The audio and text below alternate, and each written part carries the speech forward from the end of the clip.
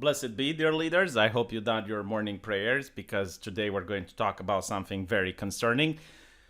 Pokemon Legends is nearly the game I've dreamt about since 1998, but disclaimer, the game plays fast and loose with themes of child abandonment, of themes of magic and witchcraft, as well as demonic entities and a complete abandonment of God.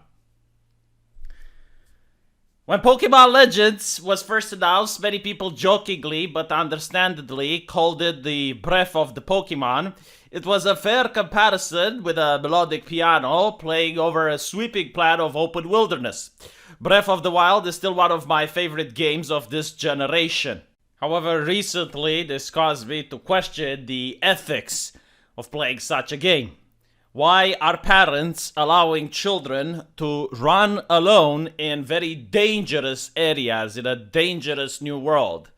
You notice that the lack of parental supervision of the children makes them grow into horrible monsters as they end up torturing animals and partaking in even animal combat similar to dogfights in real life as they capture these innocent creatures of the world.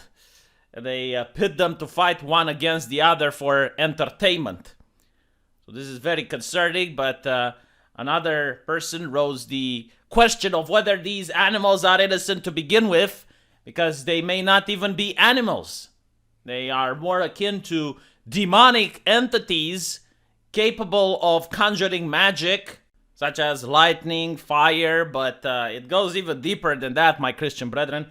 There are certain Pokemon that come from the underworld, ghost-type Pokemon, which border on the line of necromancy. Here at Vice, we are very concerned about this type of games because it normalizes witchcraft, it normalizes necromancy. Sure, the game itself doesn't hurt the child, but the child might play the game and think that this is appropriate, and when someone at high school invites them to partake into a spiritual dinner or event where they worship the devil, the child is a lot more willing to go because they are already used to this being normal, being fun. It might be like Pokemon. Worshiping the devil might be very similar to catching Pikachu.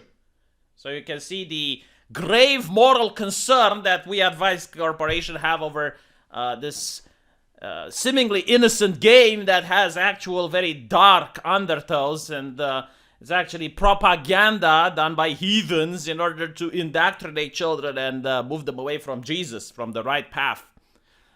And the game itself is actually quite good. The graphics are beautiful. The tall grass is nice to explore. But this is all the while to allure people into a false sense of security, to make parents cast a small glimpse at the game and think it's innocent enough.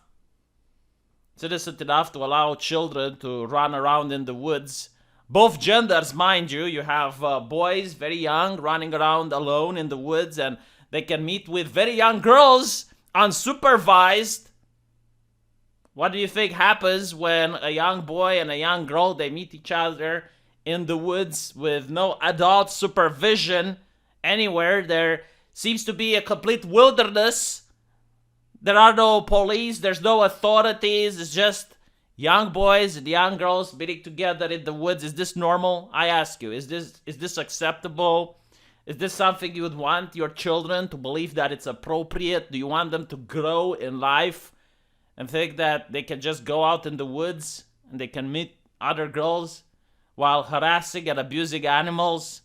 Is this the type of morality we want our children to grow as? But not only that, the game even becomes more problematic as you notice that the people here, they are worshipping the Pokemon. So the god of all Pokemon, you can notice, because if you remember the 10 commandments, thou shalt not have any other god but I. Here you have the god of all Pokemon talks to you. So it's a satanic game, as you can see. And it tells you to catch all the Pokemons. And not only that, it seems that the people of this land, of Arceus, they worship the Pokemons as deities.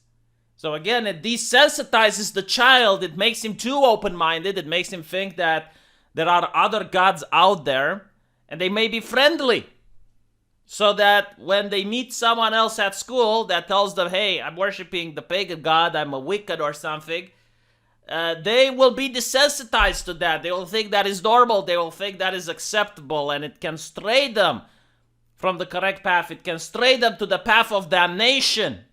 But luckily, here at Vice, we call this out. We inform parents so that they know what their children may be playing.